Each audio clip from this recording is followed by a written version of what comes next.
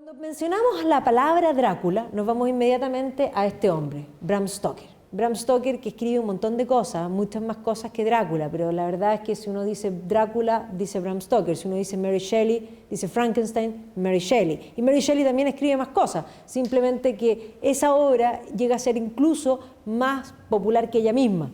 Y es más, lo empezamos a vincular uno con el otro, y lo mismo pasa con el caso de Drácula, cuando las versiones cinematográficas pretenden ser la original del libro. Entonces, cuando un Francis Ford Coppola hace Drácula, le pone Bram Stoker, Drácula, diciendo, este sí que es el libro. ¿Ya? Lo mismo pasa en el caso de Mary Shelley, Frankenstein, hacen exactamente lo mismo, ¿ya? De vincular.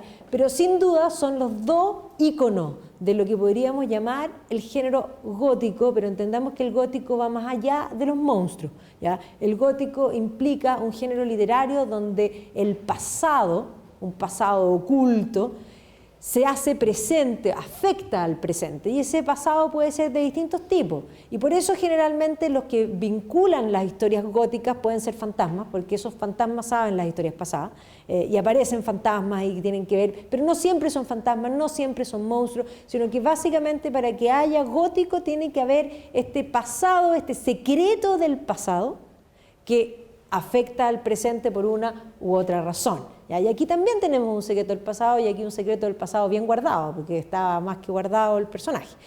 Pero sin duda es Bram Stoker el que va a catapultar un ícono de finales del siglo XIX, y sin duda un ícono que llega hasta el día de hoy, el concepto del vampiro. El vampiro es realmente, ahora ojo, que los vampiros han ido mutando, yo voy a hablar de eso al final, sobre todo en relación a la mentalidad del siglo XIX y la mentalidad del siglo XX y XXI, sobre todo posguerras mundiales. Yo tengo una teoría de que principalmente el siglo XIX, hasta en el fondo las guerras mundiales, antes de las guerras mundiales, incluido en el fondo el principio del siglo XX, cuando crean este concepto de undead, que eso es muertos vivientes, son sofisticados. Este es el más sofisticado de todos. O sea, el conde Drácula es sofisticadísimo. ¿Alguien se imaginaría a Drácula mal vestido? No, es impecable, ¿ya? O sea, es mal. El zapato de charol está más lustrado que de nadie, ¿ya? Un poco para que se hagan esa idea, ¿ya? Y es más, incluso Frankenstein es sofisticado. Es sofisticado en el sentido que es inteligente. No son infrahumanos, son suprahumanos. Pero algo sucede en el concepto de los undead, sobre todo después de las guerras mundiales, donde los muertos vivientes de pronto se convierten en zombies. Y los zombies no son suprahumanos, sino que son infrahumanos. O sea, el zombie es como de utilería. ¿Han visto algo más fácil que matar a un zombie? Ahora, cuando son cantidad no es tan fácil, pero hoy día hay zombies. No hay ninguna película actual que la amenaza no sean los zombies. ¿Y qué son los zombies? Los zombies son la pérdida de la humanidad. O sea, estos eran suprahumanos, estos son infrahumanos. Entonces, pareciera ser que los temores que nosotros tenemos hoy día son distintos que los que tenía el siglo XIX. El siglo XIX pensaba que iba a haber casi un Übermensch, como diría Nietzsche, ¿ya? En cambio, hoy día pensamos que lo que nos va a pasar, la peor de nuestras pesadillas, es perder la racionalidad humana y convertirnos en algo peor que las bestias. Porque, o sea, cualquier bestia o cualquier animal, digamos, del reino animal, es superior a un zombie.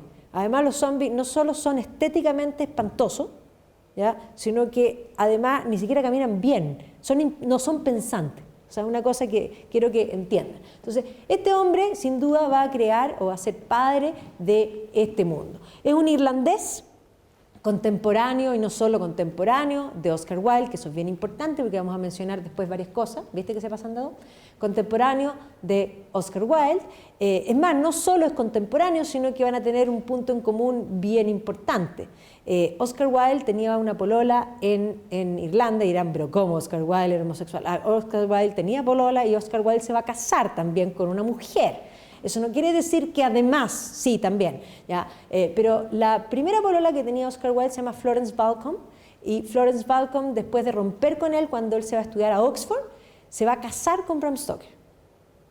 O sea, la polola de Oscar Wilde prefirió a Bram Stoker, y creo que no se equivocó. Ahora, ojo, Bram Stoker era un trabajólico, también no era un marido absolutamente ausente. Entonces aquí aparece Bram Stoker y aquí aparece la madre de Oscar Wilde, el padre de Oscar Wilde y Oscar Wilde, y además van a compartir, se van a conocer en Dublin, digamos, antes.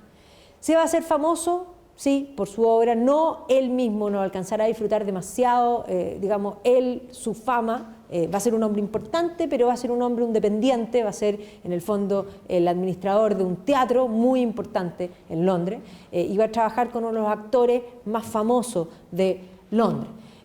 Su obra, es más, él tenía el sueño de que esta obra fuese una obra de teatro y siempre se imaginó a su jefe, que era en el fondo Irving, se lo imaginaba como Drácula, pero nadie lo pescó. Sin embargo, Drácula se va a convertir en un éxito después de su muerte. Entonces, efectivamente, él no solo va a publicar Drácula, porque era trabajólico, trabajaba en el teatro y llevaba todas las obras y todas las giras y todas las cosas, y además ese teatro tenía un comedor que hacían comida importante en la época victoriana, y él elegía quiénes iban a sentarse en este comedor donde estaba toda la crème, podríamos decir, artística de la época, de finales de la época victoriana, que es un momento, el momento de mayor auge, podríamos decir, artístico, cultural, porque además había mucha plata, producto, en el fondo, de la revolución industrial y de todo el imperio, en el fondo, británico. Entonces, no solo va a publicar Drácula, sino que a su muerte, Drácula va a ser tomado sin permiso, porque Drácula, es más, la Florence Balcom, cuando se muere Bram Stoker, la verdad es que ella es bastante molesta con todas estas cosas, le dejó los derechos, pero estas cosas que publicó mi marido, de haber estado, me la estoy imaginando hablar. Y cuando de pronto salió Nosferatu, que no tenía el permiso, ella los demanda. ¿Ya? Y no solo los demanda, sino que se gana una cantidad de plata y después hacen una obra de teatro, una adaptación, y de alguna manera Drácula se va a convertir en el ángel guardián financiero de Florence y su hijo. Para el resto de la vida iban a vivir fabuloso. ¿Ya? Así que San Drácula. Un poco, y Nosferatu va a ser el comienzo. Pero sin duda, cuando nosotros pensamos en Drácula, pensamos en Bram Stoker, algunos, los que saben que lo escribió él. Si no piensan en Bram Stoker, piensan ya en la palabra Nosferatu, que es como un sinónimo. Ya podríamos decir Bela Lugosi, y va a ser el ícono por eso digo que mejor vestido que el conde Drácula, o sea, fabuloso, ¿no es cierto? Hasta bien peinado, podríamos decir, en todos los sentidos. ¿Ya? Christopher Lee ya es un poco más violento, podríamos decir, en su imagen, más sanguinaria. Y aquí Drácula hay para mucho, para la risa, podríamos decir. Y ya entrado el siglo, digamos, finales del siglo XX, vamos a tener un primer esfuerzo ya de Coppola, primero de vincularse con Bram Stoker, Drácula, el año 92 para ser específico, pero además con la idea de vincular la historia de este vampiro con la historia de un príncipe en Transilvania. Siempre la obra transcurre en Transilvania, ¿ya? Pero es más, aquí tratando de ponerle estos touch históricos para convertir la historia en algo más sabroso, porque efectivamente esta primera parte de la película, donde Gary Oldman, que lo hace fabuloso, aparece como este príncipe de Valaquia, ¿no es cierto?, como Vlad, ¿no es cierto?, que vamos a hablar hoy día de Vlad Tepes, y con esta historia de amor romántico, del amor perdido, que efectivamente tiene algo de histórico, pero que Bram Stoker nunca supo, porque eso no está en el libro. Nada de eso está en el libro, porque Bram Stoker no tenía la menor idea de este asunto, hace que la historia sea aún más sabrosa. De ahí en adelante ya él se mete en la novela y sigue con la novela.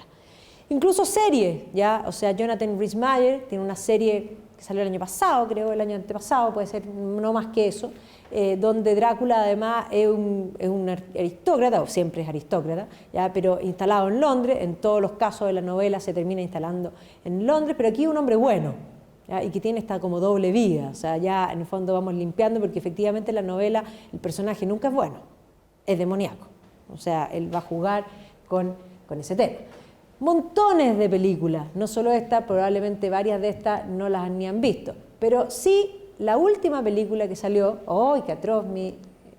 La última película que salió, que se llama, en el fondo, Drácula Untold, en el fondo lo que no se ha contado, cuenta o trata de irse mucho más a la historia de Vlad Tepes, quedarse en la historia de este príncipe valaco, pero no pueden desprenderse del vampiro.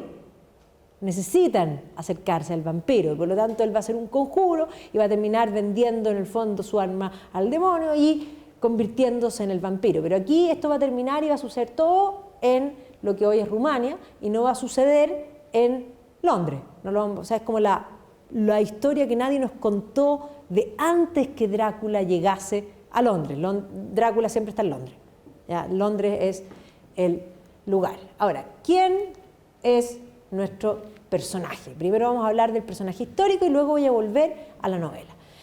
Bueno, efectivamente, Vlad Tepes, como se lo conoce, o Vlad the Impaler, como también se lo llama, el empalador, y se lo llama así porque efectivamente este va a ser un hombre, y para estar en este siglo que se llama los azotes de Dios, es porque bueno necesariamente no era. Ojo, es un arma de doble filo, porque si uno se mete en la vida de él, es presentado por alguno como un sanguinario, y no solo sanguinario, sino que además un hombre que disfrutaba hacer lo que hacía, le gustaba empalar a sus enemigos. Empalar básicamente es clavar en un palo, y además no les gustaba empalarlo, lo tradicional de empalar, porque lo más fácil es sentarlos en el palo, ¿ya? Pero a él no le gustaba empalarlos por ahí, le gustaba empalarlos como de ladito para que se fueran muriendo de a poco y que quedaran empaladitos ahí mientras él los miraba y se desangraban y se demorara, porque la idea era el sufrimiento.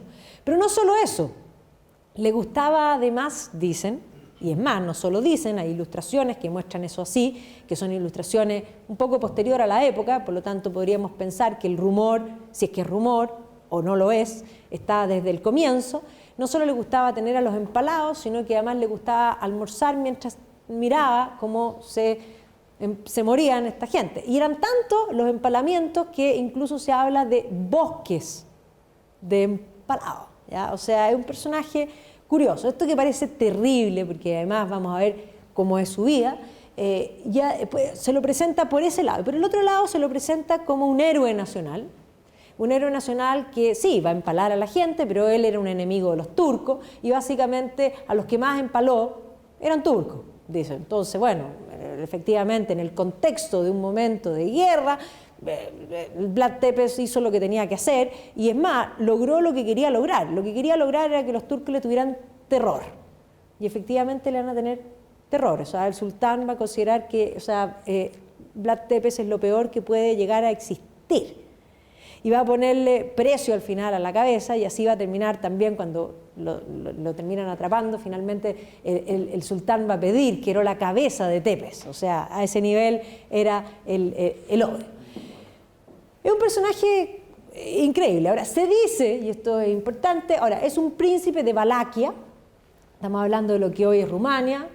Bram Stoker lo sitúa en Transilvania, y si vemos no está al lado, o sea, están al lado, pero no es lo mismo. O sea, él era príncipe de Valaquia, no necesariamente de Transilvania, pero estamos en la zona. Que le va a tocar vivir, sí, en el contexto del avance turco, ¿ya? O sea, él va a nacer, en el fondo, un poco para que se hagan la idea, en el 1431, y en el 1453 va a caer Constantinopla. O sea, estamos en un momento de la mayor presión, podríamos decir, de parte de los otomanos para con lo que es la cultura cristiano occidental. Esta es la firme, por eso partí con esto al comienzo. Y es más, él es Vlad Drácula, tal y cual Drácula, porque su padre, que era Vlad II, va a recibir el apodo de Dracul, y va a recibir el apodo de Dracul porque va a formar una orden de caballería, que no la forma él, sino que la forma el emperador Segismundo del Sacro Imperio Romano Germánico, o sea, es decir, el mundo occidental cristiano estaba en jaque con este mundo otomano. En ese contexto se va a formar esta orden del dragón, que es el nombre Dracul, y el padre, Vlad II, va a ser parte de esta orden. Y si Vlad II es Dracul, el hijo de Dracul es Drácula. ¿Ya? Eso es así de simple. Es lo que pasa con, si uno piensa en, no sé, en el mundo polaco, ¿ya? En el fondo es el ski, ¿no es cierto?, que viene como y que cambia de hombre, en los hombres ski, para agregarle Danielewski, digámoslo así, y si es mujer es Eva. ¿ya? Que en el fondo el hijo de, es la misma idea, aquí es Drácula, el apelativo A es el hijo de Drácul, que es el de la Orden del Dragón. Ahora, lo que sí es curioso es que la palabra Drácul en rumano hoy día significa demonio. Entonces ya vemos esta doble filo que estoy planteando, ¿es un criminal o un héroe nacional? ¿Héroe o villano? Bueno, la verdad es que sáquelo, en el fondo las conclusiones las van a sacar ustedes después. Hay descripciones de él, y aquí Nicolaus Modrusa dice, no era muy alto, pero sí corpulento y musculoso. Su apariencia era fría e inspiraba cierto espanto, me imagino que más todavía cuando la gente sabía de quién tenían al frente. Tenía una nariz aguileña, fosas nasales dilatadas, su rostro rojizo y delgado y unas pestañas muy largas que le daban sombra a sus grandes ojos grises y bien abiertos. Las cejas negras, tupidas, le daban aspecto amenazador, o sea, daba miedo por todas partes. Llevaba bigote y sus pómulos sobresalientes hacían que su rostro pareciera aún más enérgico. Una cerviz de toro le ceñía la cabeza, de la que colgaba sobre unas anchas espaldas una ensortijada melena negra. Tiene que haber sido... Ahora, yo creo, esto es un cuadro, por supuesto, idealizado y posterior. Ya no, hay algunos cuadros que se parecen y esto está hecho en base a eso. Y aquí además este cuadro no solo es idealizado, sino que muestra el poder. Las perlas no era algo tan común y aquí vemos que tiene un sombrero con una cantidad de perlas impresionante. O sea, esto es para mostrar un poder no menor. Y aquí vemos diarios de hoy día, ¿ya? Que muestran, primero aquí, dice tal y cual, ¿llegó a chupar sangre Vlad Tepes? ¿Ya? Probablemente no, ¿ya? Pero un poco para que vean que era realmente Drácula. Y aquí este es de Sun, que estaba arriba dice de Sun, pero Sun dice que Drácula, el verdadero Drácula, el Drácul, en el fondo hijo de Drácul, habría empalado a 20.000 personas. Ojo, que hay algunos que dicen que empaló a más de 100.000. Así que encuentro que el de Sun, que es una prensa amarilla, está siendo poco amarillo en relación a lo que se dice en la historia para atrás. No sabemos cuánta gente empaló, pero sí sabemos que empaló pueblos enteros.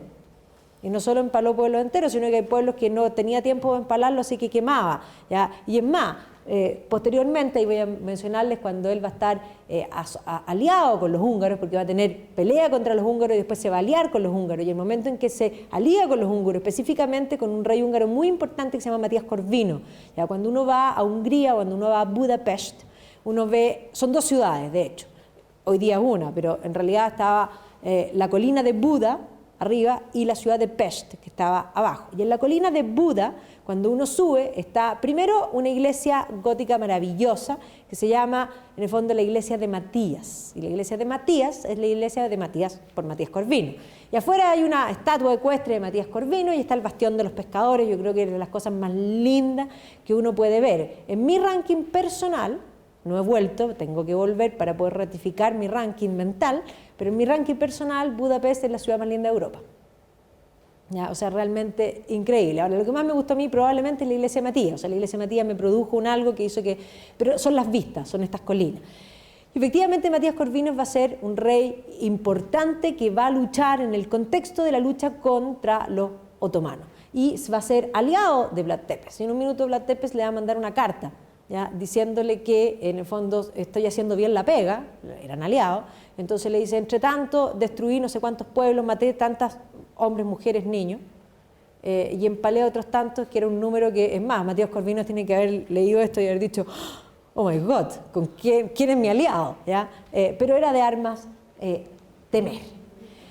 Van a ser en esta ciudad, una ciudad de Sighisoara, como se pronuncia, no hablo rumano, ¿ya? Pero efectivamente el rumano es una lengua romance, en el fondo que viene del latín, así que probablemente no estoy pronunciando tan mal, ¿ya? Es más, cuando la gente habla rumano y uno entiende palabras y uno dice, no es italiano, y uno empieza así, no es portugués.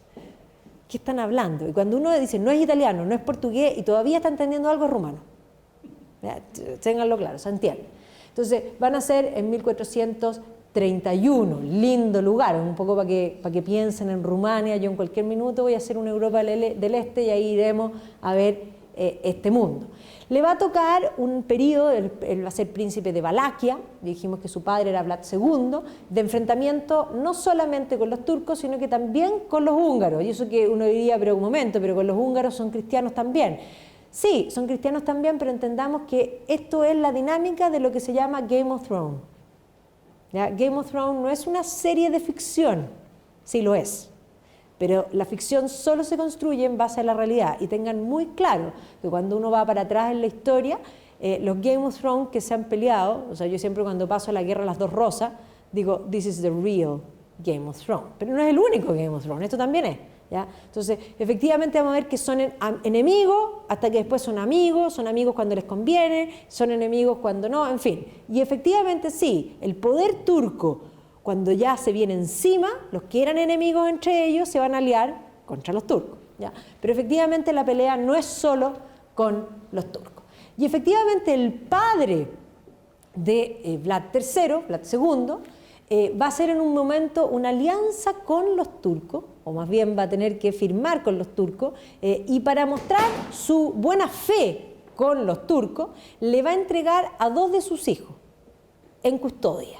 No así como, sino que para que asegurarte que no te voy a traicionar, llévate a mis hijos. Así que Vlad Tepes y su hermano, que se van a criar en la corte del sultán Murat II. Y por lo tanto, Mehmed II, que es el hijo de Murat, va a ser como el hermano de ellos. Y Mehmed es el que va a terminar tomando Constantinopla después. O sea, ahora eran como hermanos, pero después van a ser enemigos. ¿Ya? Ojo que en el periodo que van a estar donde el sultán, entre las cosas que les van a enseñar va a ser también sobre el Islam. ¿Ya? Y efectivamente él finalmente van a ser liberados, va a volver a Valaquia. Este probablemente es el único cuadro real del periodo de Vlad Tepes. Y si vemos esa imagen, probablemente es la que sirvió para hacer todas las imágenes idealizadas que se hacen después de él. Pero esta imagen es, digamos, la única que podría haber sido pintada en su tiempo. Bueno, cuando él vuelve a Valaquia, se entera que su padre fue muerto, y fue muerto por, en el fondo, unas rencillas, podríamos decir, con el príncipe de Hungría, ¿ya? Que en ese minuto es Juan Hunadi, y que va, en el fondo, a tener, no podríamos decir enemistad propiamente tal, pero van a disentir, y los nobles de Valaquia, que se llaman los boyardos, van a ayudar a Hunadi para eliminar al padre. Entonces él se va a enterar que mataron al padre, y no solo que mataron al padre, sino que mataron al padre y al hermano mayor. Acuérdense que eran 3, yo le dije que había mandado a 2 de sus hijos, el mayor se queda en Valaquia. Y lo peor de las cosas es que al hermano grande, a Mircea, le queman los ojos y después lo entierran vivo. O sea, esto de enterarse, estamos hablando de un cabro jovencito, o sea, estamos hablando de un adolescente. Esto no tiene que haber sido algo muy fácil en este joven. Y este es János Hunadi, o Juan Hunadi, ¿no es cierto?, que es el padre de Matías Corvino, y que es el gran luchador húngaro contra contra los turcos, propiamente tal. Contra, en el fondo, los turcos islamizados, porque eso es lo que son. Los turcos no son árabes, son otra etnia, pero están islamizados. Por lo tanto, contra el Islam. Y efectivamente van a entrar en batalla. Obviamente que a la muerte del hermano, el heredero podría haber sido Vlad, o debiera haber sido Vlad, pero Vlad va a tener que huir porque efectivamente Hunadi no había terminado en buenos términos con el padre, y por lo tanto los húngaros no eran los amigos. Se va a refugiar con un primo que era rey en el fondo de Moldavia, va a llegar incluso a Alemania, va a pasar un tiempo allá, y después va a terminar volviendo, haciendo la vuelta completa, y ojo, aunque no lo crean, va a terminar en la corte de Hunadi. ¿Ya? Y Hunadi se va a convencer que Vlad es una buena carta. Y es una buena carta porque conoce muy bien a los turcos, y los conoce por dentro. ¿Ya? Y por lo tanto, no solo va a hacer buenas migas, entendamos que es el asesino de su padre, ¿ya? Va a hacer buenas migas con él, va a aceptar las buenas migas, sino que lo va a ayudar a retomar su trono en Valaquia. Por eso digo que es Juego de Tronos. Era tu enemigo hasta que deja de serlo. ¿Ya? Y efectivamente este Hunadi, que está también en el bastón de los pescadores, se va a poner en el trono de Valaquia, y en el trono de Valaquia va, en el fondo, Hunadi lo va a ayudar a destronar a Vladislav II, que se había tomado el trono, y así se va a instalar Vlad Tepes. Aquí esta no es Vlad Tepes, pero sí es la idea de los boyardos. ¿Ya? Los boyardos son estas noblezas que incluso uno habla de los boyardos en Rusia, que nosotros vemos estas túnicas largas con las barbas largas, ¿no es cierto? Y eso es la nobleza y que de alguna manera la vemos en Rusia, pero la vemos en Rumania, la vemos en varias partes de lo que nosotros podríamos denominar Europa del Este. Los boyardos habían apoyado a Hunadi para eliminar a su padre. Él va a tomar el trono, los va a invitar a una comida, esta es la primera que hace, los va a invitar a todos a una comida para que vean que Game of Thrones, de dónde saca las ideas, las sacan de aquí, de la realidad salen todas las ideas increíbles de Game of Thrones, que es muy real, porque yo siempre digo, ¿cuántos han muerto en todas las temporadas que hay? Todos los personajes que uno dice, no, este no se va a morir porque este es principal. Saquen la cuenta, con mi hijo hicimos el cálculo, porque yo era fanática, ahora mi hijo adolescente también es fanático, así que ya también es impresionante, yo no hice ese cálculo, lo hizo él. Entonces, va a invitar a todos los boyardos a una comida, y después de la comida los va a dividir en los más viejos y más importantes y los más jóvenes. ¿Ya? Y a los más viejos los va a hacer empalar ahí mismo. Y a los más jóvenes los va a mandar a construir los castillos que él quiere construirse. Los va a mandar de mano de obra, estamos hablando de la nobleza. ¿Ya? O sea, ustedes se portaron mal, y aquí están las ilustraciones, de la época, que tienen a los boyardos todos empalados, ¿no es cierto?, mientras él come, ¿no? Dice, tráigame la comida para acá, yo quiero ver, este show es mío, así que quiero ver esta situación. Y ahí está en las ilustraciones sin pintar y con pintura. Y no es una, son varias, esta es otra que muestra exactamente lo mismo. Y además aquí muestra este otro que va desmembrando los pedazos, en el fondo, de los que ya salieron. Y él, claro, está sentadito ahí, entonces la pregunta del periódico de hoy día es, ¿tomó sangre? No es una pregunta tan loca, efectivamente, frente a esto es algo increíble. Y aquí están, en el fondo, instalando a los empalados, que de alguna manera este está empalado en la tradicional, él quiere ver. Va a construir varios castillos, y este es el castillo que se presenta cuando uno viaja a Rumania, a la zona de Transilvania. Este es el castillo que cualquier guía turístico te va a llevar y te va a decir que este es el castillo de Drácula. Y todos van a pensar en Bram Stoker y en el Conde Drácula, y en el Conde Drácula ya vamos a hablar que caminaba por las murallas, porque efectivamente caminaba por las murallas, se lo pueden imaginar caminando ahí. Bueno, se lo llama el castillo de Bran, por lo mismo. Pero la verdad es que Vlad Tepes nunca vivió aquí. Sí lo hizo construir, pero no vivió jamás aquí, así que no fue el castillo del verdadero Drácula. Este es el castillo el verdadero castillo, de Drácula, hoy, que se llama el castillo Poenari, y que esta es una reconstrucción de cómo habría sido, pero hoy día se ve así, o sea, hoy día no tiene ninguna torre ni nada, pero sí se puede visitar, y que efectivamente aquí va a ser la última resistencia que va a ser Vlad Tepes, y aquí después lo van a atrapar, ¿ya? Así que este es el castillo que habría sido el verdadero castillo de Drácula, pero no construye solo ese, sino que construye varios castillos. ¿Y quiénes lo construyen?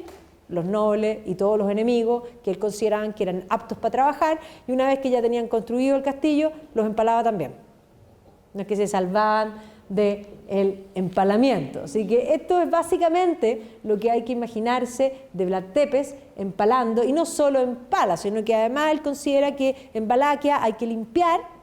Él va a ser tremendamente moralista, efectivamente es cristiano, y uno dice, pero ¿cómo va a ser cristiano con esta actitud? Bueno, es un cristianismo de un modo bastante distinto, entendido. Él era muy cristiano y por lo tanto era moralista, y él va a considerar que los pecados, más bien eran puritanos en ese sentido, porque el puritanismo es ver pecado incluso donde no lo hay. Los pecados deben ser castigados, digamos, civilmente, y no solo civilmente. Entendamos que para él el mayor castigo era el empalamiento. Entonces, una mujer que había sido de alguna manera infiel a su marido también quedaba empalada. Ya, él era tremendamente, pero no solo eso, sino que va a considerar que un mal de Valaquia es tener tantos mendigos y tantos pobres, y por lo tanto ahí no los va a empalar, pero sí los va a matar. ¿No? Así que aquí está Vlad Tepes con todos los mendigos y los creepy, ¿ya? Que es parte de este asunto. En 1453 va a caer Constantinopla, ya Mehmet, que era el que se había creado con él, asegura que va a darle libertad a toda la gente del libro, es decir, a cristianos, a judíos y al Islam. Pero a pesar de eso, el avance turco se va a encontrar con una resistencia de parte de los cristianos y por lo tanto Mehmet va a tener que avanzar. Ahora que están tan de moda no solo las teleseries turcas, está lleno de películas turcas también. Así que hay una película de Mehmet de 1453 que se llama Fethi, ¿ya? Que además yo estuve googleando y viendo ahí pedazos espléndidos. O sea, la película es extraordinaria. O sea, Hollywood no tiene nada que envidiarle. El único problema es que está en turco, sin subtítulos. ¿Ya? No sé si la harán con subtítulos, pero la verdad es que a mí me dieron ganas de verla completa, y sale también Vlad Tepes y todo el tema. Y aquí, frente al avance turco, Vlad Tepes se va a unir a Matías Corvino. Ahí está la estatua de Matías Corvino, y en esta estatua, este conjunto, porque hay muchas estatuas de Matías Corvino digamos, en Hungría y en particular en Budapest, pero en esta estatua de Matías Corvino vemos que aquí al ladito está su aliado, Vlad Tepes. Entonces, Vlad va a ser el que va a ir a pelear en el fondo hacia la parte de Rumania con la frontera, mientras Matías Corvino se encarga, digamos, del área más cercana a Hungría. Y aquí es donde le manda sus reportes. He hecho muy bien la pega, ha muerto muchísima gente, además pone los números, una cosa, y dice lo que ha hecho.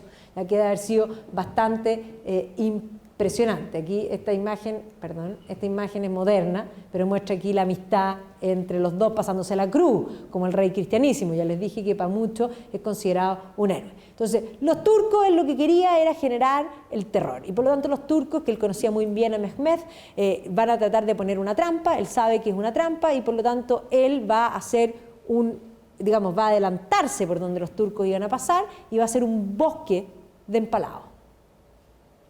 Tal igual. Y entonces los turcos, cuando empiezan a avanzar y se encuentran con este bosque de empalados, retroceden. Entonces efectivamente había logrado su objetivo, ¿ya?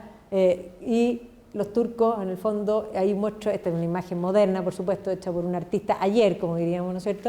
Pero aquí muestra, en el fondo, a Vlad Tepes, o Drácula, porque parece más Drácula en ese sentido, ¿no es cierto?, descansando en su bosque de empalados. Y aquí les llevan la cabeza de algunos turcos, porque también después de la guerra a todos los turcos que agarraban los va a terminar empalando.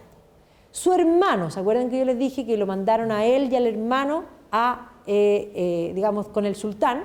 Su hermano Radu, que había sido igual que él, educado por el sultán, en los 4 años que estuvieron educados y además en más tiempo, se va a terminar convirtiendo al Islam. Entonces, este Radu, convertido al Islam, se va a convertir en esta es una idealización del siglo XIX, no tenemos ninguna ilustración de Radu, nadie pintó a Radu, ¿ya? Y efectivamente Radu va a participar junto con los turcos en contra de su hermano. Y por lo tanto Vlad va a terminar yendo de castillo en castillo y arrancando para poder esconderse. La última resistencia la va a hacer aquí en Pomerania. Y efectivamente cuando él avanza le va a mandar una carta a su amada, que no se llamaba Elisabetta, pero esa historia es real. Le va a mandar una carta a su amada diciéndole que vienen avanzando los turcos.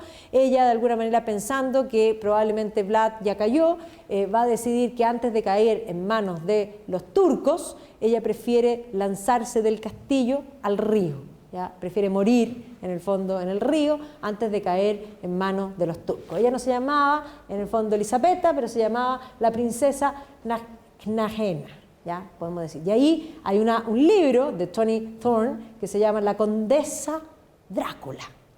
Ahora, ¿cuántos saben de ella para escribir un libro? Es mi gran pregunta, pero bueno. En fin, y aquí vemos que novelas actuales también parten de esta idea de la Bathory, la maldición de Bathory. Es más, la película de Drácula Untold parte del momento en que él, en el fondo como cristianísimo, lucha con los turcos y la muerte de su mujer es la que lo deja absolutamente y está decidido en el fondo a hacerlo todo, a dejarlo todo. Lo mismo pasa en la película de Bram Stoker, de Francis Ford Coppola, cuando también él vuelve y se entera que ella se ha muerto. Y ahí entonces hace el conjuro con el diablo y termina convirtiéndose en el vampiro. Eso no está en la novela, es una invención de poder juntar estas dos historias. Entonces ahí está el momento de, digamos, la tristeza máxima, la desesperación y la inconsciencia, ¿no es cierto?, del pacto. Entonces, efectivamente, este es nuestro personaje que va a caer preso, va a estar preso en este lugar, de hecho, después va a lograr huir, su hermano Radu, vuelvo atrás, ahí, su hermano Radu finalmente va a tomar el poder, de mano, en el fondo ayudado por los turcos, siendo como un títere de los turcos. Vlad va a alcanzar a arrancarse de su prisión y finalmente en las últimas batallas, de enfrentamiento, lo van a atrapar en batalla, lo van a matar, le van a cortar la cabeza para llevársela al sultán. Acuérdense que el sultán lo conocía desde chico, habían sido como hermanos, por lo tanto no es que le dijeran que este era Vlad Tepes, sino que era en el fondo conocido. Y así termina Vlad Tepes, a los 40 y tantos años, ¿ya? O sea, efectivamente su vida no es larga, pero de él hoy día, sobre todo después de Drácula, se ha escrito muchísimo. Esto es un poco para mostrarle. Aquí, en el fondo, la última confesión del conde Drácula, este está en castellano. Vlad the Impaler, el hombre que fue Drácula, Vlad the Impaler, el hijo del demonio, héroe de la gente. Este trata de ser más histórico, no habla por lo menos del vampiro.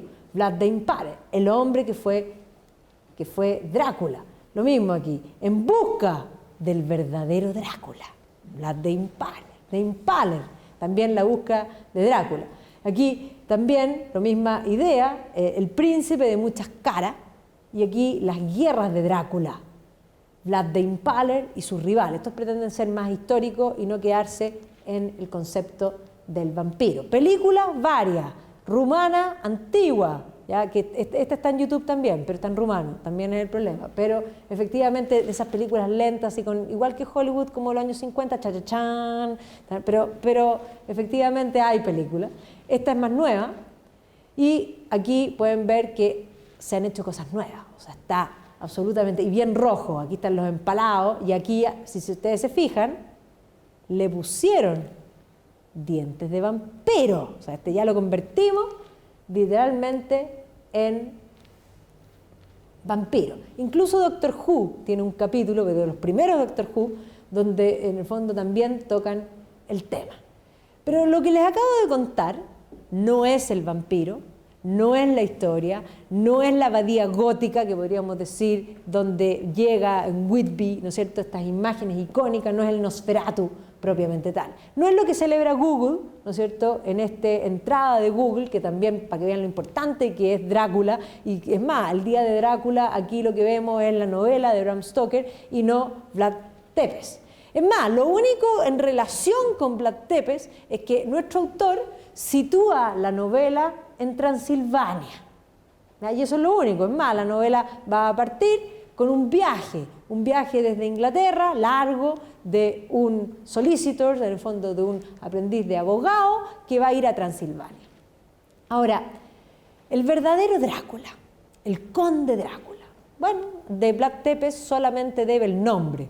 Y efectivamente, probablemente, voy a decirles que cuando estaba en Whitby de vacaciones, Bram Stoker se encontró con unos registros que hablaban de los principados de Valaquia, y más que el nombre Dracul, que lo encontró interesante, Drácula, y decidió ponerle Drácula a su personaje. Pero de Vlad Tepes nunca tuvo la menor idea, solo que era rumano y que era Transilvania. Ya vimos que no era Transilvania, sino que es Valaquia, ya, pero no importa.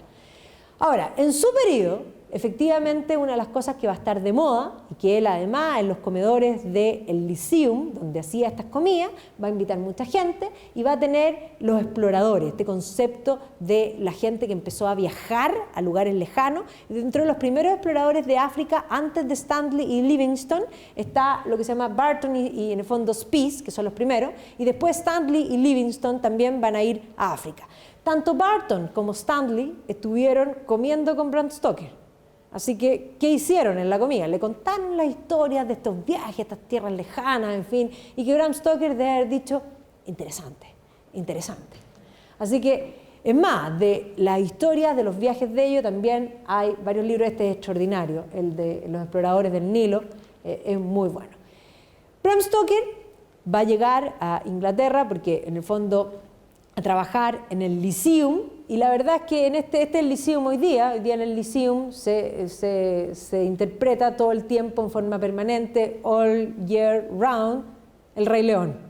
¿Ya? Pero la única razón para mí de ir a ver el Rey León en Londres, porque uno lo podrá ver en cualquier parte, ¿no es cierto?, es poder entrar al del Lyceum. El del Lyceum era un teatro y sigue siendo un teatro importantísimo. Es más, afuera del Lyceum está esta placa que dice que aquí este teatro era de Henry Irving, ¿no es cierto?, que el manager de Henry Irving era Bram Stoker, que escribió Drácula. ¿Ya? Eso es lo que está ahí. Esta placa fue puesta por Ian McKellen, ¿ya? Un poco los actores les interesa este tema.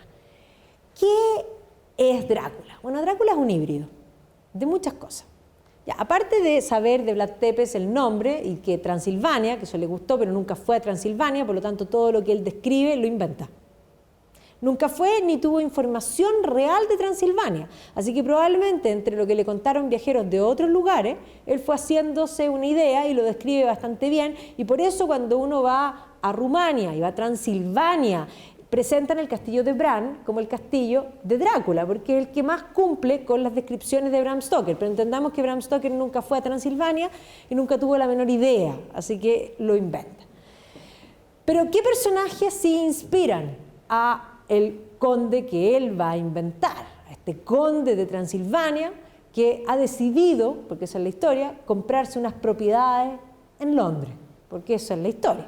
Entonces, básicamente hay varios personajes. El primer personaje, lo pongo más en grande, es su jefe. O sea, para poner al conde Drácula como su jefe tiene que haber sido complejo. Pero es más, miren a Henry Irving, y efectivamente pónganle una capa, unos colmillos, estaría perfecto. Es más, él siempre lo pensó así. Él siempre escribió, cuando él escribió Drácula, lo escribió como novela, siempre digo, no es una gran novela, es una gran historia. Es mucho mejor la historia que la pluma. Pero además, ¿por qué no es tan bueno? Porque él lo que quería era hacer una obra de teatro. La estructura de la novela está lista para hacer el guión de obra de teatro, en el fondo con cada uno de los actos y con las escenas, y así lo tenía contemplado. Lo que pasa es que Henry Irving no lo pescó. Él siempre escribió esto pensando que era una obra para que Henry Irving la interpretase. No solo eso, Walt Whitman, que era un escritor americano, que había ido también a los comedores, era excéntrico, tenía varias las características que iba a tener el conde, también a él le pareció inspirador. Sin duda, Oscar Wilde, o sea, el conde tiene, cuando dije bien vestido, obvio, el conde no podía estar mal vestido, Oscar Wilde tampoco. O sea, Oscar Wilde va a terminar siendo el ícono, el primer ícono de una tienda de departamento, porque en la segunda mitad del siglo XIX van a nacer las tiendas de departamento, y una de las tiendas de departamento más sofisticadas de Londres va a ser Liberty's. Y Arthur Liberty va a tomar como ícono de esa tienda a Oscar Wilde. Y Oscar Wilde va a aparecer diciendo, así como Benjamín Vicuña, yo me he visto en Liberty's, así como Benjamín Vicuña se viste en París, básicamente para que se hagan esa idea.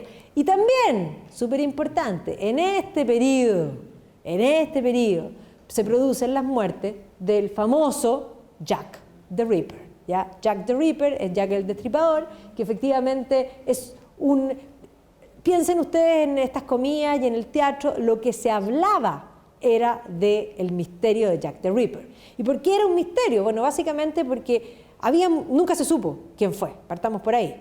Pero no solo nunca se supo quién fue, sino que había una serie de misterios alrededor, porque no solo mataba a prostitutas, sino que además las mataba con un conocimiento médico, o sea, tendría que haber sido alguien que sabía cortar, pero no solo sabía cortar, sino que escribía cartas y escribía bien, o sea, era alguien de alta educación.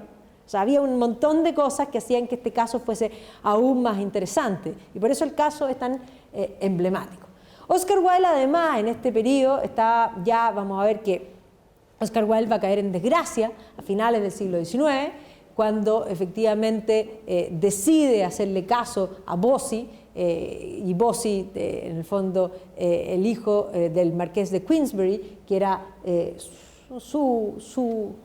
no era su pololo porque él estaba casado con la Constance Lloyd, pero efectivamente era su amante, digámoslo así, y digamos, Bossi le va a insistir de que quería enfrentarse con su padre y la mejor manera era cuando el padre le dice, porque en realidad el padre nunca se preocupó de Bossi hasta que murió el hermano mayor. Cuando murió el hermano mayor, el marqués de Queensberry iba a ser Bossi. Y un marqués de Queensberry se tiene que comportar como corresponde y no como se comportaba Bossi. Y por lo tanto le dice, no ves más a Wilde y no ves más a ninguno. Y entonces efectivamente se siguieron viendo y el marqués le dejó una tarjeta a Oscar Wilde diciéndole que en el fondo le pone que es un sodomita. Y frente a esto él le comenta a Bossi y Bossi le dice, demándalo.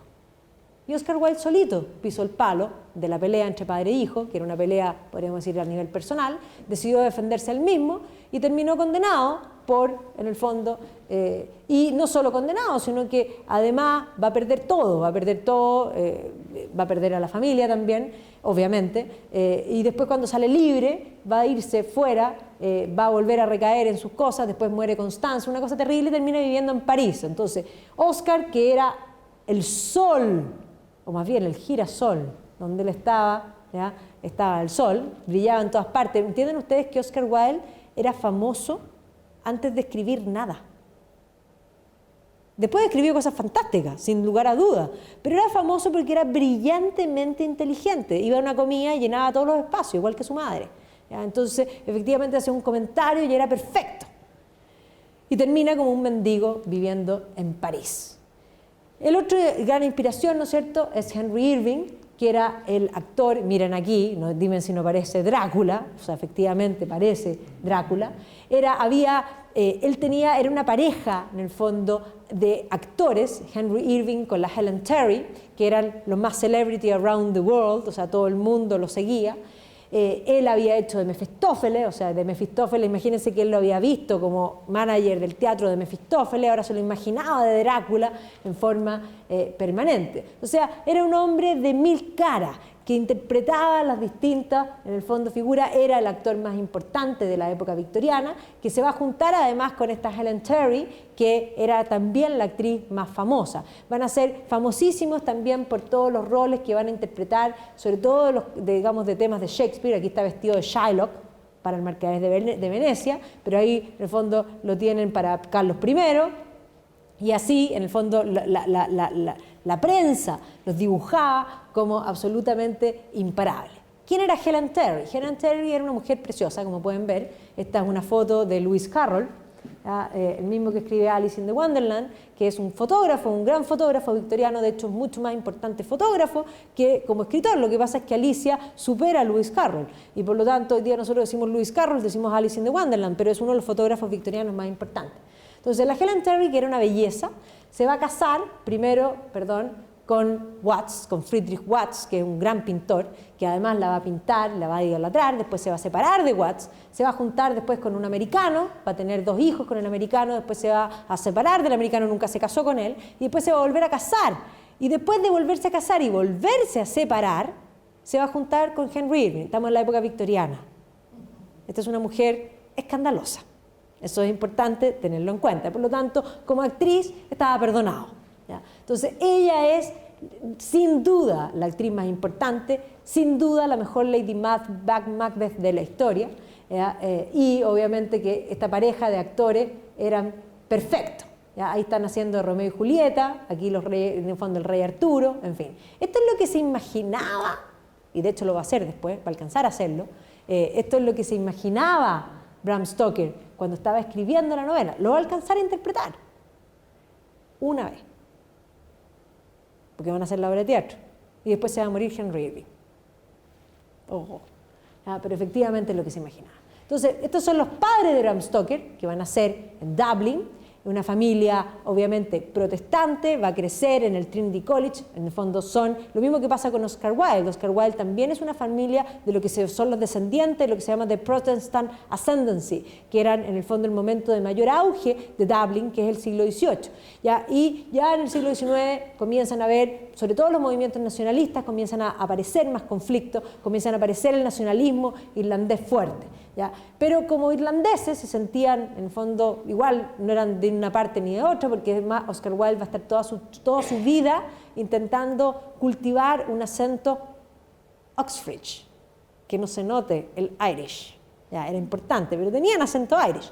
Entonces, se conocieron, sí, efectivamente, en la época, digamos, de Dublin. Estos son los padres de Oscar Wilde, que también son una pareja escandalosa, El padre de Oscar Wilde era médico, incluso lo acusan de violación. La madre era, igual que Oscar Wilde, llenaba todos los espacios, era actriz, a ella le gustaba que la llamaran Speranza, no se llamaba Esperanza, pero ella se presentaba como Esperanza. Y para molestar al marido, que se llamaban pésimo, va a bautizar a los hijos católicos.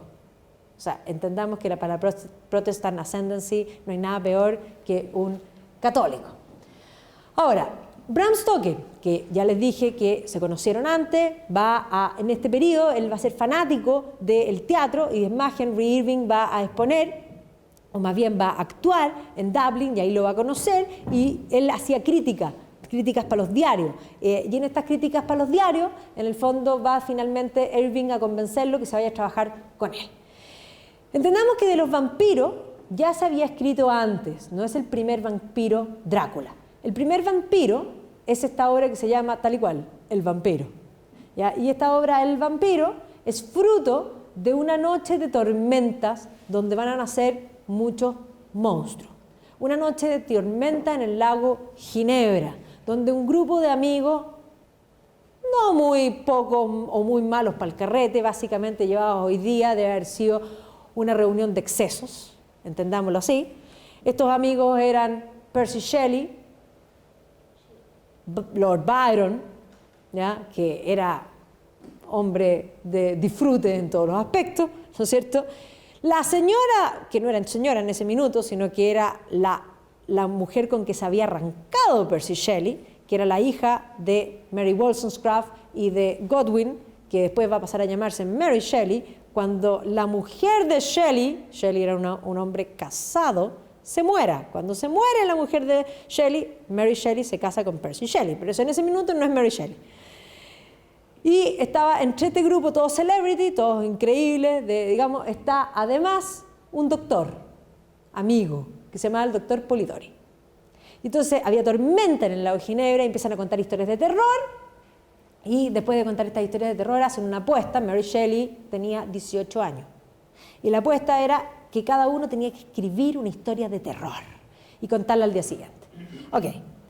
O más bien presentarla en el grupo. Lord Byron no escribió nada. Percy Shelley no escribió nada. Y los únicos que escribieron eran los dos amateurs. Mary Shelley, que escribe Frankenstein, y el doctor Polidori, que era doctor, que no tenía, por último, entendamos que Mary Shelley venía de una familia de intelectuales y por lo tanto era humanista y tenía buena pluma. Tenía 18 años, pero no era cualquier niña de 18 años. Era una niña de 18 años que, mientras se arrancó con su amante, iba leyendo el contrato social en el tren. ¿Ya? O sea, entendamos que no es cualquier niña.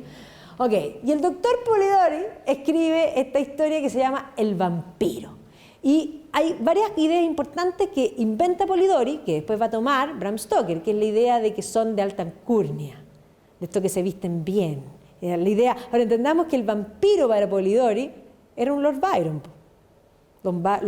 Básicamente Lord Byron era un vampiro, lo era, muy buen mozo, ¿ya? Pero efectivamente eso era Lord Byron, porque entendamos que en ese grupo además estaba la hermanastra de Mary Shelley, que finalmente se va a convertir en la amante de Byron, y va a tener un hijo con Byron y obviamente él se va a desentender, va a tomar a esa niñita, le va a quitar a la niñita y la va a mandar a un convento.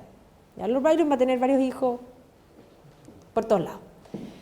Le Fanu había escrito también otra historia que se llama Camila, ¿ya? Que también probablemente Bram Stoker había leído, por lo tanto había tomado del doctor Polidori esta idea de que el vampiro tenía que ser elegante.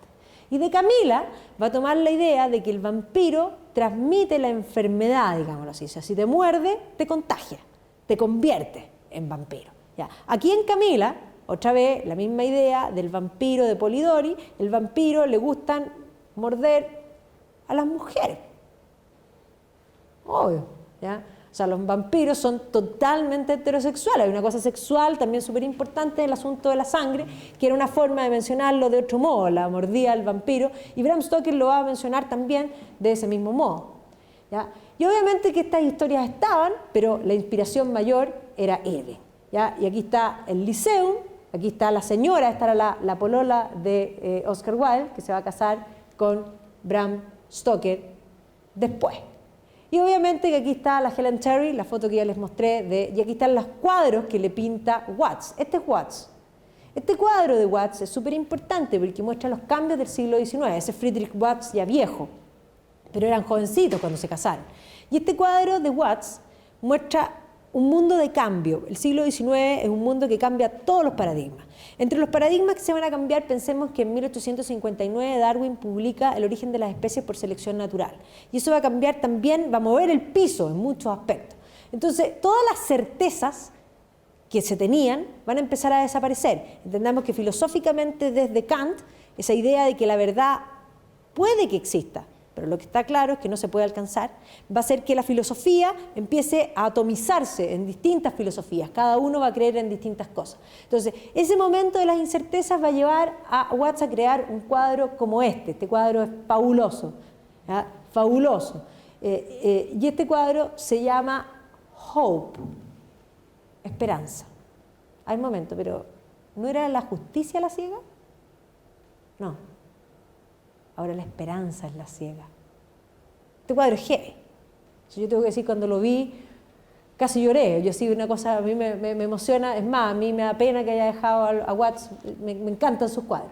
Y además la había pintado tan linda la Helen Terry. Pero bueno, no sabemos qué habrá pasado ahí entre ellos. Este es el segundo, el amante que tuvo después, con el que tuvo 2 hijos, Helen Terry. Y después ya se va a juntar con Irving. Ahí está vestida de Lady Macbeth. Esta es la gran diva del siglo XIX, de la época victoriana.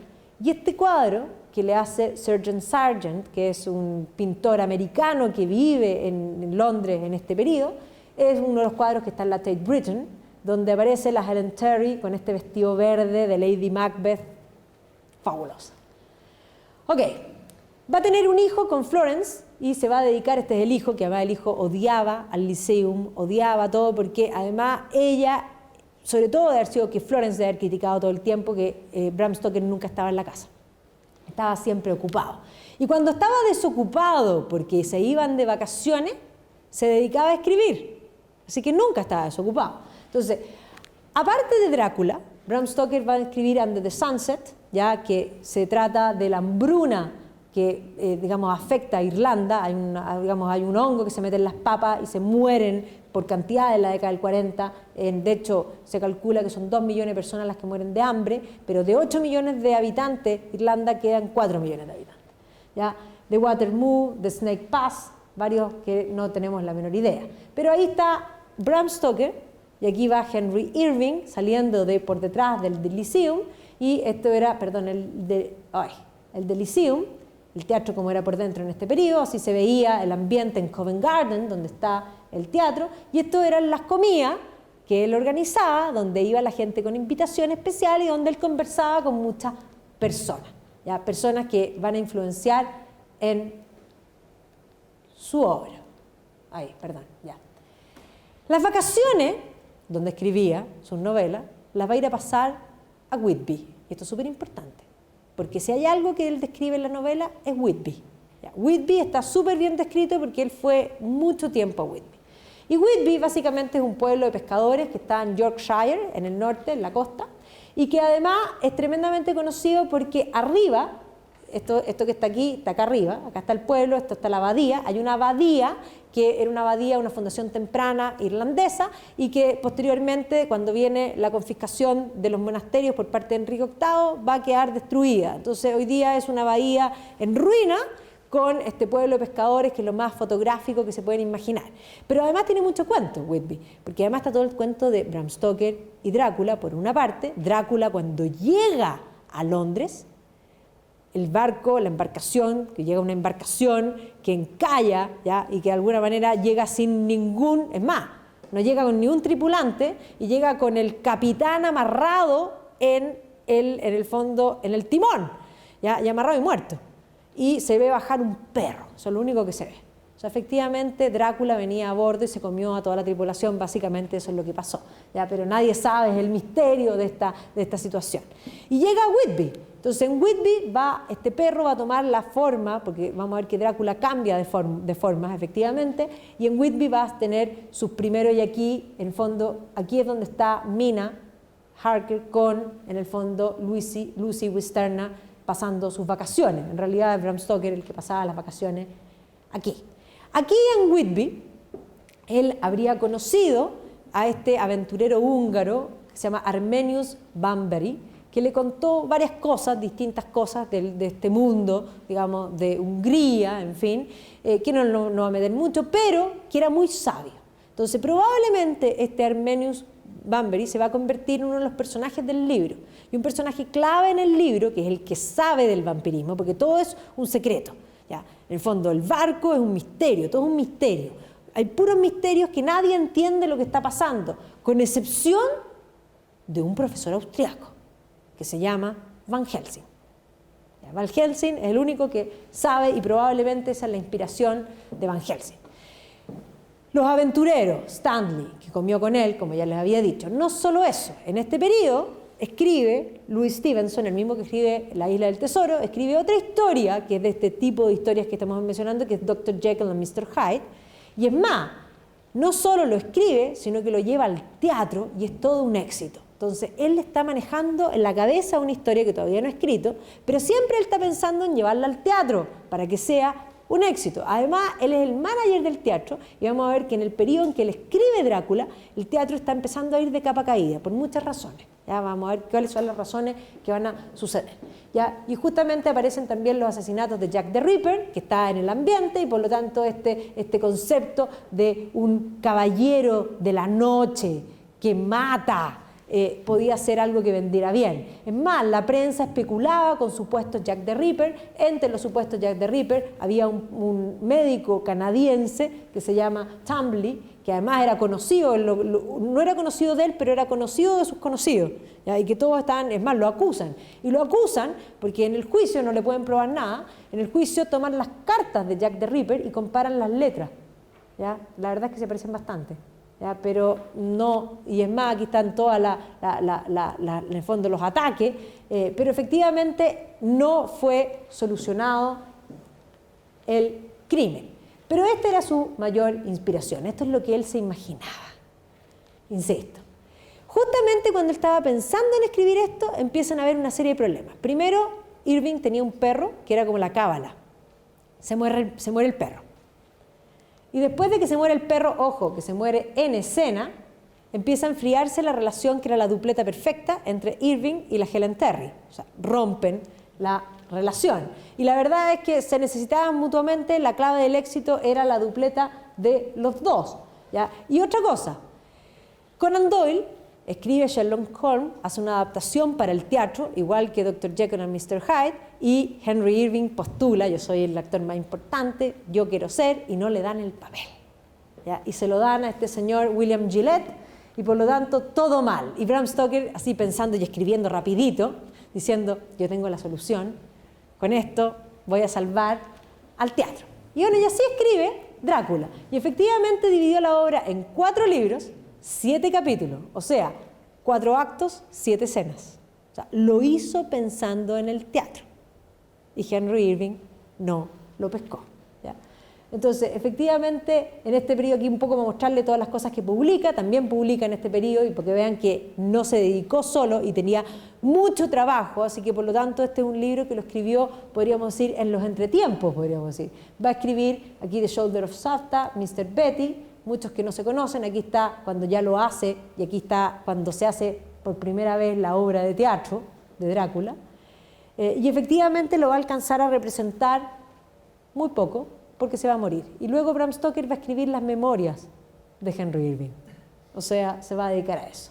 ¿Ya? Y la Helen Terry va a seguir teniendo su vida. Va a publicar además The Mystery of the Seven Sea. Esta es importante, también The Man, esa es la más importante, que está súper de moda, The Famous Impostors. A mí me da mucha risa, porque hoy día siempre están estas teorías de que nos están engañando, que siempre nos engañaron en la historia. Y hay una teoría que circula, entre miles de teorías, pero una teoría que circula que dice que Isabel I en verdad no era una mujer, era un hombre. Y era un hombre, y por eso Virgin Queen, y por eso de alguna manera fue tan buena, porque no podría haber sido una buena reina si era mujer, obviamente, en fin, y que ese era el gran secreto. Y que lo que habría pasado es que Enrique VIII y Ana Bolena habrían tenido una niña, y la habrían mandado a criar fuera tal y cual como fue. Pero esa niña, que estaba a cargo de los cuidadores, habría muerto. Y los cuidadores, para no decirle a Enrique VIII que la niña habría muerto, habrían buscado a un niño se parecía a ella y la habrían vestido de la niña, y por eso este era el gran secreto, y por eso tenía que ser The Virgin Queen. ¿Ok? Ahora, esa historia que circula como historia, que hay gente que la ha tomado en serio, es una historia que inventa Bram Stoker en esa novela. Así que Bram Stoker también inventa esa teoría. O sea, cuando uno va para atrás, da risa, porque yo me empiezo a reír sola cuando empiezan a aparecer estos que creen de verdad. Y aquí está, este es un diario. ¿Fue realmente la reina Isabel el famoso impostor? Así que está la teoría del famoso impostor. También publica esta otra que se llama The Lie of the White Worm, que además tiene película en el fondo con Hugh Grant también. Ahora, Bram Stoker muere en 1912 y le va a dejar una plata, tenía ahorro, le va a dejar 4.000 pounds, que no es poco, piensen en la época, o sea, si uno lo lleva, tampoco era tan poca plata, pero no era tampoco demasiado, era respetable. Y en 1914 su mujer va a publicar un capítulo que no agregó en la obra, que se llama Dracula's Guest. O sea, ya Drácula era famoso y ella va a publicar este Dracula's Guest. En 1922 ella de alguna manera va a inscribir los derechos de autor de la obra de su marido, y se va a hacer la película alemana Nosferatu, por lo tanto van a tener que pagarle en el fondo bastante. Ella no ve la película, pero sí hace que catapulta el libro. O sea, si el libro ya era conocido en Inglaterra, después de la película alemana, todos querían leer en el fondo a Bram Stoker. Y como yo les dije, ella después va a aceptar que se haga una obra teatral y va a vivir el resto de la vida gracias al vampiro. O sea, el año 27, después de Nosferatu, Bela Lugosi va a ser, en el fondo, se va a convertir en Drácula, el Drácula más icónico, sin duda. Piensen que tiene hasta estampilla, o sea, así de icónico es. Y de hecho, va a ser, en el fondo, su rol más famoso. Y piensen que ella va a recibir, por esa película, $60.000. Para la época. O sea, ella va a vivir fabuloso. Y de ahí en adelante los vampiros van a ser la tónica.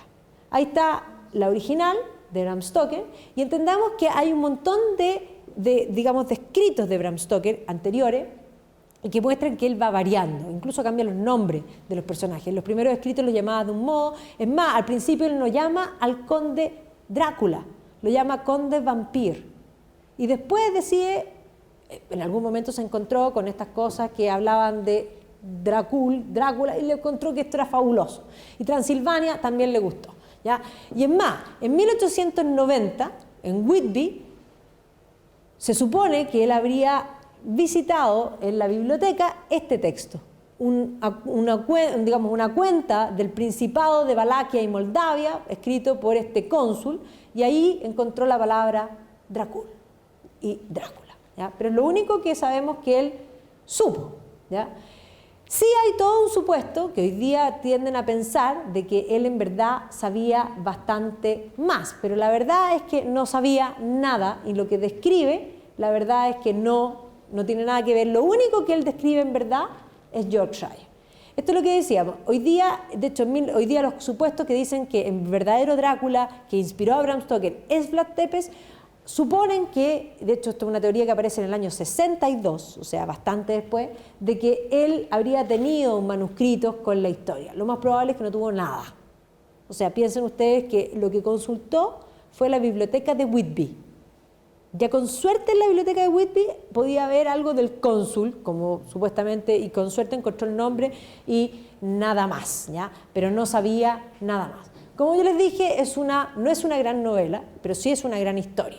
Y es una gran historia que de alguna manera toma muy buenos personajes. Entonces, efectivamente, buenos personajes, aparte del vampiro, que yo me voy a detener en el vampiro, pero no solo en el vampiro. Van Helsing es un gran personaje, o sea, este profesor austriaco que conoce la verdad, por lo tanto es un misterio, por eso es gótico, hay un misterio del pasado que alguien puede develar y mostrar esa verdad y que se afecta al presente. Y es más, la historia va a transcurrir primero en Transilvania, cuando Jonathan Harker va a llegar a Transilvania, donde está este conde, a venderle la propiedad, a eso va, ¿ya? Y pasan muchas cosas raras, y es más, uno en los primeros capítulos uno dice, es que Jonathan Harker es un imbécil, ¿ya? Porque todo indicaba no vayas para allá, todo indicaba no te quedes allá, y va a ir, se va a quedar, y en fin, ¿ya?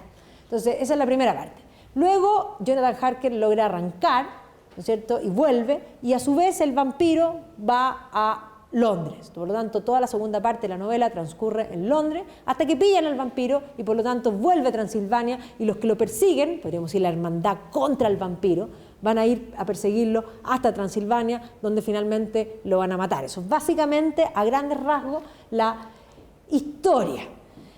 Entonces, él sabía de vampiro, y de hecho la historia comienza con Jonathan Harker y comienza con un diario de vida, o sea, como entrada, día, ya, donde él escribe su diario de vida de todo lo que le está pasando, y es más, cuenta que ha hecho un viaje larguísimo, que ha llegado a Transilvania, cuenta que llegó a una posada, y que toda la gente, cuando supo que iba donde el conde Drácula, se persinaban.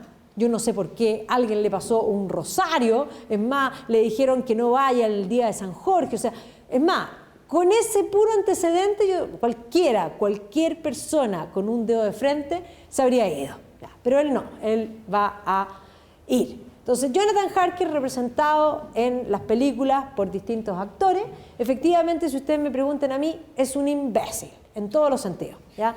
Llega donde el conde ya... Es más, voy a contarles esto, después les muestro las ilustraciones, porque no hay demasiadas ilustraciones de la novela, ilustraciones que valgan la pena, digámoslo así, porque hay unas cosas que es, digamos, unos cómics que efectivamente no me parecieron lo más apropiado para poner, pero claro, le dicen que no vaya, y cuando va lo pasa a buscar un cochero, con un coche curioso, van por un camino serpentuoso, en unos bosques, y de pronto aparecen unos lobos, y el cochero se baja, y en el fondo maneja a los lobos. Ya le parece raro, todo esto es raro, ¿no es cierto? Pero bueno, se sube y llegan al castillo donde el cochero lo deja, y entra al castillo y no hay nadie, excepto el conde. El conde le abre la puerta, no hay nadie más. ¿Ya? Ok. El conde después le da una comida, el conde le dice que ya comió, lo acompaña a comer. Perfecto. Lo lleva a su pieza, se acuesta. Entonces él después, al día siguiente, empieza a ver, no hay nadie, y el conde no aparece de día, porque tenía cosas, obvio, no aparece de día, pues es un vampiro, ¿ya? Es más, los vampiros modernos son los únicos que andan de día, ¿ya? Pero los vampiros tradicionales no andan de día. Y ahí él empieza a juntar, pero se demora mucho. Es más, nosotros como lectores, que sabemos perfectamente lo que está pasando, nos damos cuenta mucho antes que Jonathan Harker lo que está pasando. Es más, él piensa que está sintiendo una crisis nerviosa. Es más, va a llegar a la conclusión que probablemente el cochero es el mismo que el conde, porque no ha visto a nadie más. Se pregunta quién hace la cama, probablemente se la hace el mismo conde. Bueno, todo eso era tal y cual, no había nadie más excepto el conde. Entonces aquí está el cochero, es más, miren esta ilustración, o sea, ya viene el demonio, ¿no es cierto? Y aquí están los lobos, el cochero, todo negro, por supuesto, y domina a los lobos. Y obviamente aquí tienen todo, el viaje de Jonathan Harker, el lobo que... Él domina a los lobos, pero después cuando él se baja del barco va a ser también un lobo. En este castillo, que efectivamente muestra cómo suben por este camino serpentuoso en los bosques y en el fondo las montañas, una idea de Bram Stoker. No fue nunca a Transilvania. Que sí, el castillo de Bram nos sirve bastante. Y ahí llega a la puerta, toca la puerta y uno espera que en este inmenso castillo salga algún sirviente. No, sale el conde. Y es más, el conde le dice, y aquí hay otra idea súper importante de Bram Stoker para el vampirismo. El conde le dice, "Welcome to my house, enter freely and of your own will." Bienvenido a mi casa, entre libremente y por su propia voluntad. Un vampiro nunca puede entrar si no es invitado. Y al revés también, ¿ya? Aquí él le dice, entra. Ya una vez que entra Jonathan Harker por su propia voluntad, está a merced del vampiro. Ya lo describe como un hombre viejo, delgado, pálido, bien afeitado, con excepción de un largo y blanco bigote que cubre los labios rojos y sus blancos y afilados dientes. Ya con esa mirada, a ver, un momento, si no se fue antes, ¿por qué no se fue aquí? Ok, bueno, estaba un poco lejos. ¿Ya? Además ve que el castillo está sucio, está descuidado, y por eso se empieza a preguntar todas estas cosas. Después se da cuenta que no come, no bebe, pero le sirve la comida a su invitado, ¿ya? Y se sienta y le ofrece conversación, y ahí le cuenta que él quiere comprarse una propiedad, y le pide que le hable de Londres. Y le habla de Londres, le habla todo el tiempo, y lo acompaña mientras él come, mientras el otro nunca come ni bebe. ¿Ya? O sea, y después se da cuenta de que no está en el día, y le dice que puede caminar tranquilo por el castillo, pero menos a las piezas que están prohibidas. Eso es lo peor que le puedes decir a cualquier persona. Y así va a salir a deambular en el día las piezas prohibidas y va a entrar en una donde se va a encontrar con las tres vampiresas. Las tres vampiresas de la película de Francis Ford Coppola eran increíbles, partiendo por la Mónica Bellucci, de vampiresa, o sea, con esas vampiresas, o sea, cualquiera quiere la muerte en forma inmediata. ¿Ya? Y las vampiresas efectivamente se lo quieren comer en todos los sentidos, porque esta es una escena tremendamente sexual que tiene que ver con la mordida no es solo la mordida, es la unión de la sangre, tiene que ver con el concepto obviamente sexual, y aparece Drácula y le dice, él es mío. Y no solo les dice, él es mío, les quita a Jonathan Harker y les tira un saco con algo pequeño que se movía. Él no quiere pensar qué es. Pero al día siguiente se asoma por la ventana y ve a una mujer que viene golpeando la puerta pidiendo que le devuelvan a su hijo. ¡Oh! Y ahí Jonathan Harker dice, estoy cachando todo. No todavía. Pero no solo eso, quiere espiar al vampiro y por lo tanto se sale por las ventanas y encuentra al conde durmiendo en un ataúd así. Que además en un ataúd lleno de tierra. No solo eso. Ya todo esto era raro, sino que se asoma y lo ve después cuando se despierta caminando por las murallas. Y Jonathan Harker ya está decidido a arrancar, pero el problema es cómo arrancar de donde estaba.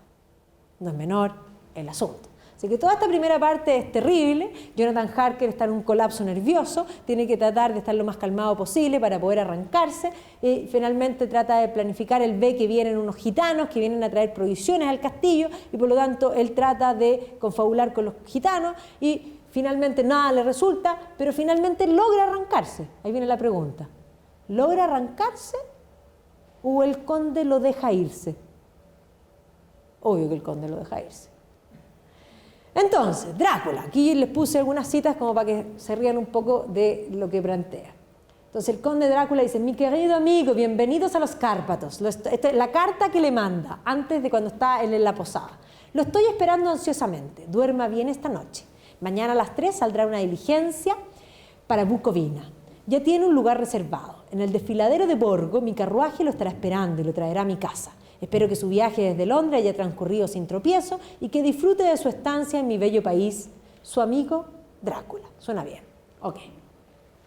Y aquí aparece la descripción, dice, en ella apareció un hombre alto, ya viejo, nítidamente afeitado, con excepción del largo bigote, que esto ya se lo planteé.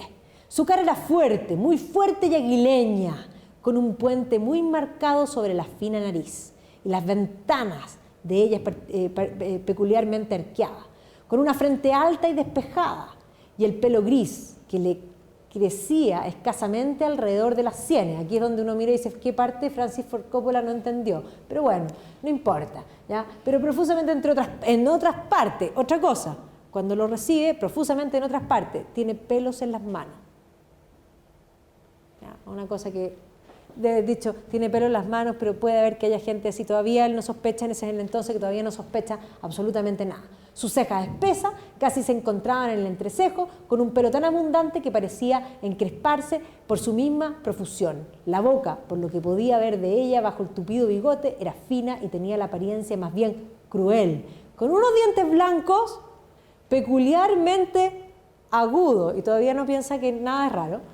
Estos sobresalían sobre los labios, cuya notable rudeza mostraba una singular vitalidad de un hombre, digamos, en un hombre de su edad. Una palidez extraordinaria, ya lo dice en la página 32, y está genial. Las uñas eran largas y finas y recortadas en aguda punta. Su aliento era fétido. Ok. Bueno, Jonathan Harker encuentra un espejo. Esto es otra cosa que vampirismo nos agrega Bram Stoker. Encuentra un espejo y decide afeitarse. Y entonces no se da cuenta cuando entra el conde Drácula porque no se ve en el espejo. Y se corta. Y Drácula se mantiene, le limpia la sangre, para que vean que era dueño de sí mismo, no se lo come. Ok. Entonces aquí le dice, tal igual se está afeitando, le dice buenos días. Debido al sobresalto me corté. Pero no había ninguna imagen en el espejo. No lo vi llegar. Ok. Entonces, después cuenta ya, esto es la 44, ya está empezando a sospechar. Ya en la 58 sospecha cantidad, ¿ya? Porque lo ve arrastrarse por la pared. ¿Ya? Y aquí es cuando se lo quita a las vampiras, le dice, ¿quién se atreve? ¿Cómo se atreve cualquiera de vosotras a tocarlo? Este hombre me pertenece. ¿Ya?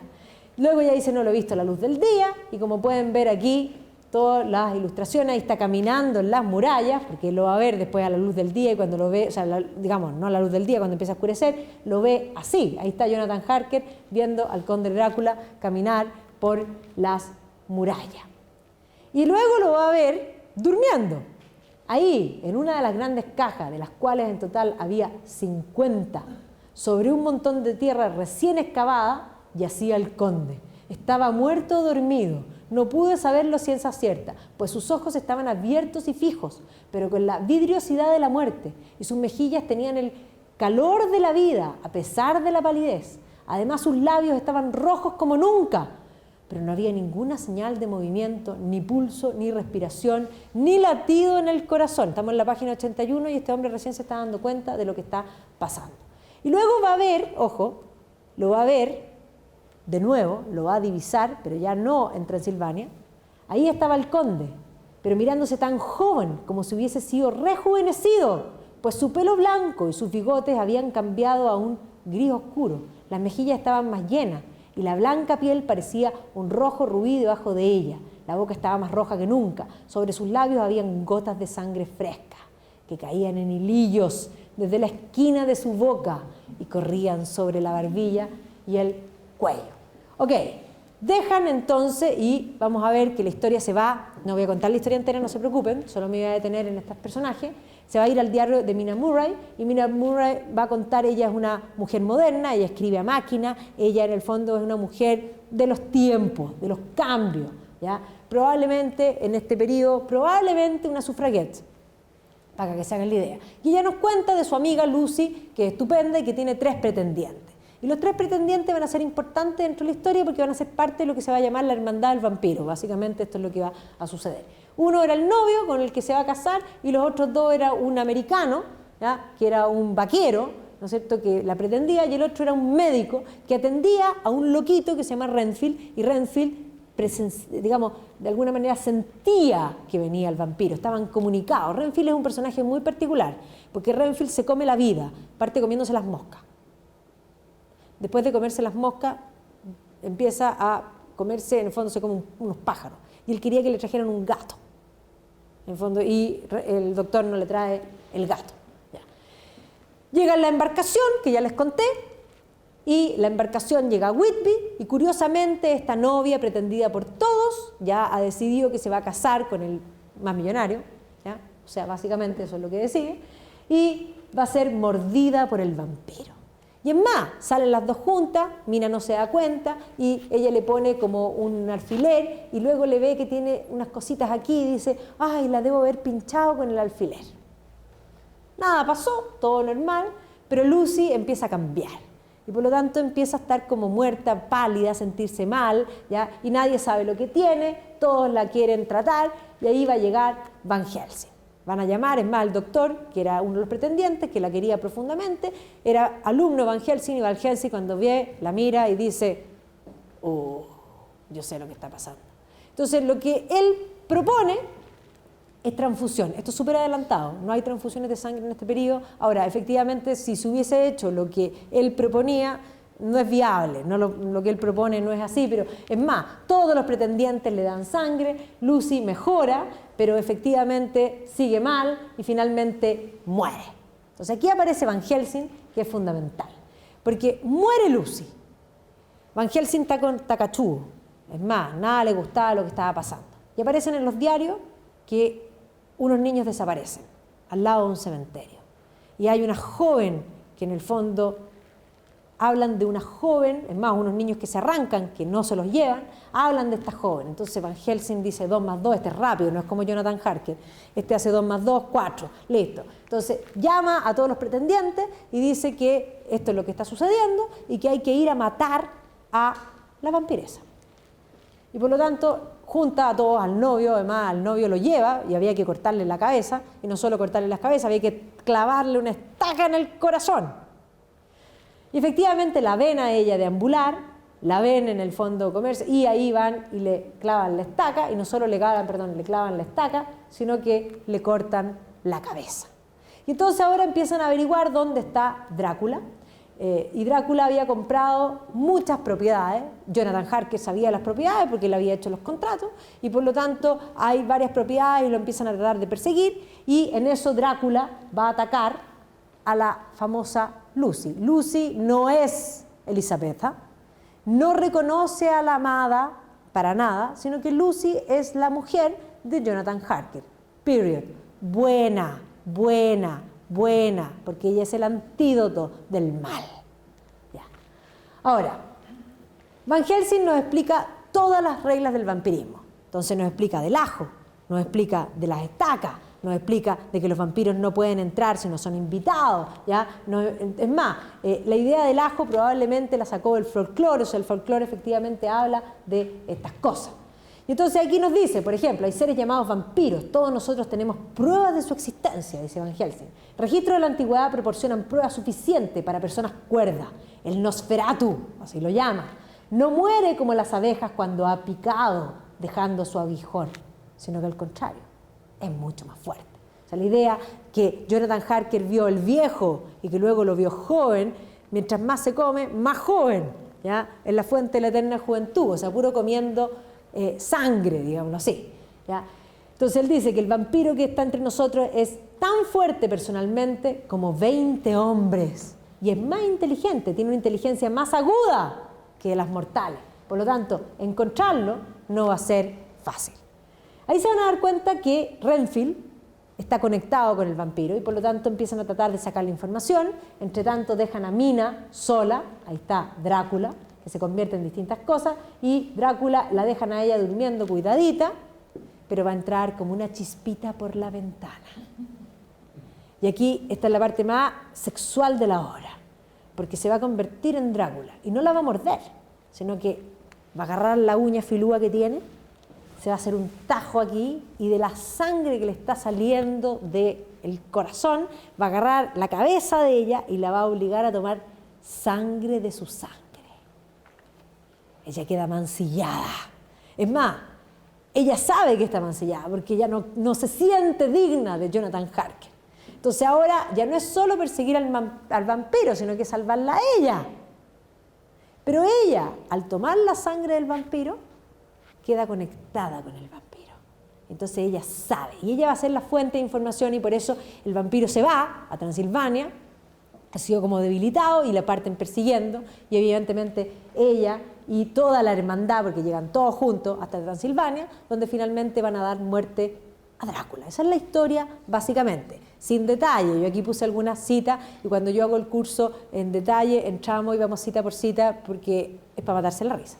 Entonces, efectivamente, la obra Nosferatu la catapulta, Bela Lugosi lo convierte en aún más famoso. Ahí está Bela Lugosi, y ahí está Mina, que parece, no sé, como las Locos Adams, básicamente, ¿no es cierto? Es como la imagen. Aquí tienen a Christopher Lee, que lo hace también muy bien, y todas las versiones posteriores. Ahí está también la que vimos. Este Drácula no se parece, pero sí efectivamente del concepto de viejo, viejo, viejo, que sale fabuloso Gary Oldman en esta película.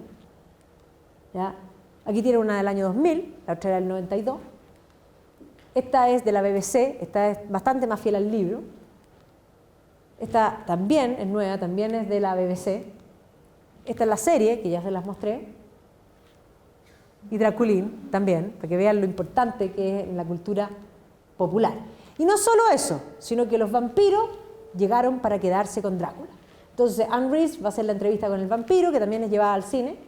Es más, en los años 90, 80, ¿no es cierto?, tenemos La Generación Perdida, donde antes de ser Jack Bauer, ¿no es cierto?, porque, ¿cómo se llama esto?, Kiefer Sutherland va a ser de vampiro. Luego, hoy día, Twilight es los vampiros modernos, que además estos salen de día, estos son curiosos, ¿ya? Y por lo tanto es una cosa muy distinta, pero pensemos en, no sé, Barnabas Collins también como concepto. Es más, los vampiros están de moda. Esta es Abraham Lincoln, Caza Vampiro, una cosa curiosísima, ¿ya? No solo eso, series, True Blood, The Vampire Diaries. Es más, obras de teatro que ya vieron que él mismo hizo la obra de teatro. Incluso musical, Drácula tiene musical. Y estos son hoy día. De los vampiros sofisticados pasamos a los zombies. Y los zombies están de moda. Ojo, los niños juegan. Hay un juego que se llama Zombies versus Plantas. Las plantas matan a los zombies. Así de utilería son los zombies. Pero no se preocupen. Así como hay Pride and Prejudice and Zombies, créanlo, y ojo que tiene película en el cine, Pride and Prejudice and Zombies, existe Emma and Vampires. No, increíble, esto es una cosa que es increíble. Y ahí están, pues, los dos monstruos más famosos de la historia. Y aquí vemos que Rumania hizo una estampilla con Bram Stoker y también una con Vlad Tepes, así que están los dos vampiros, podríamos decir. Y obviamente que Irlanda toma a Bram Stoker. De Bram Stoker, se ha escrito muchísimo, de varias biografías, aquí recomiendo, pongo algunas, después se los puedo mandar, aquí le pusieron Ojos de Drácula, ¿ya? El hombre que escribió Drácula, es Drácula más importante que Bram Stoker, de hecho, por eso es Drácula lo que aparece. En el fondo, la historia no contada de Bram Stoker, la sangre, el hombre que escribió Drácula, ¿ya? Y este me parece el más adecuado de todos los libros que he recomendado, y por eso termino con este. ¿Quién fue Drácula? ¿Ya? Y aquí viene, en el fondo, los personajes.